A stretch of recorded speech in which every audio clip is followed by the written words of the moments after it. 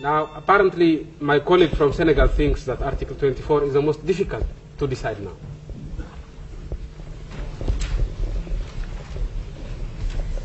So he has no problems with the other articles, but he has problems on the issue of deciding where the headquarters should be. I would have thought that this would be the simplest issue. Whether it is Addis Ababa or Honolulu, that's a different story. But deciding where the headquarters should be, I would assume would be the simplest issue to decide. Now, it was people like Nyerere, Nkrumah, who decided that Addis Ababa should be the headquarters of the OAU. Addis Ababa ruled at that stage by Emperor Haile Selassie,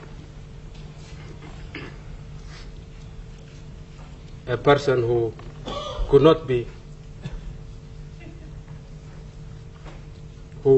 but be very different ideologically from this new generation of African leaders. But there is one fact that nobody can deny. Irrespective of what government rules Ethiopia, Ethiopia has always been committed to African independence and liberation. Who trained Mandela? Emperor Haile Selassie, the reactionary, trained Mandela, the revolutionary. Mandela was trained in Ethiopia. Who supported Mugabe in his fight against Rhodesia? Mengistu. Internally, Mengistu was a butcher. But on the issue of Africa, Mengistu was as solid as Haile Selassie was. Ethiopia's commitment to Africa has not varied with governments. You could have Emperor Haile Selassie, and you could have Mengistu, and you could have a different government. Didn't matter.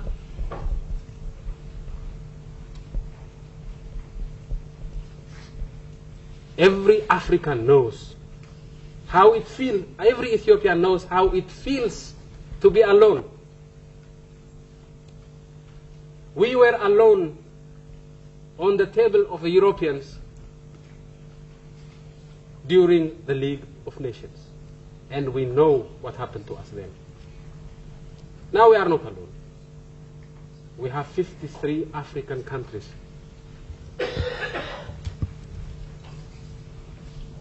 And therefore, every Ethiopian could not but understand the meaning of African unity.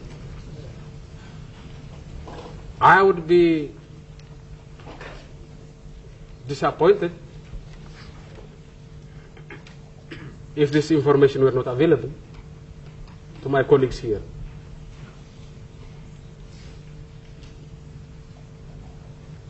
But if my colleagues are dissatisfied with the commitment of Ethiopia to Africa,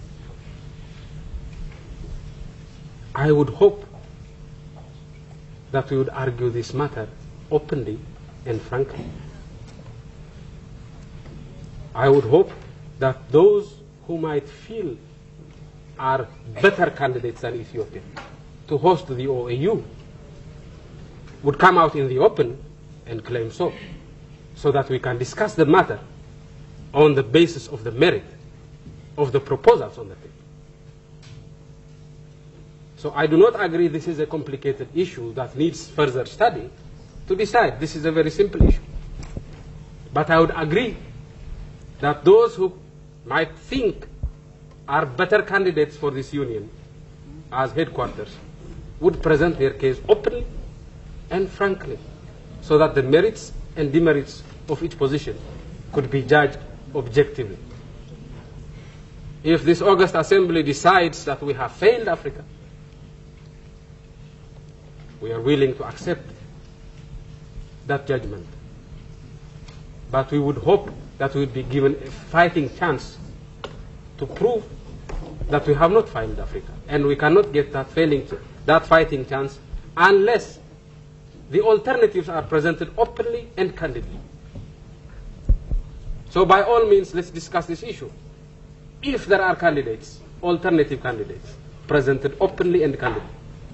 Otherwise, to argue that this is the most complicated article in this constitutive document, and to suggest that this be postponed while the rest is approved, in my view, smacks of the economics of rent collection. Thank you, Mr. Chairman.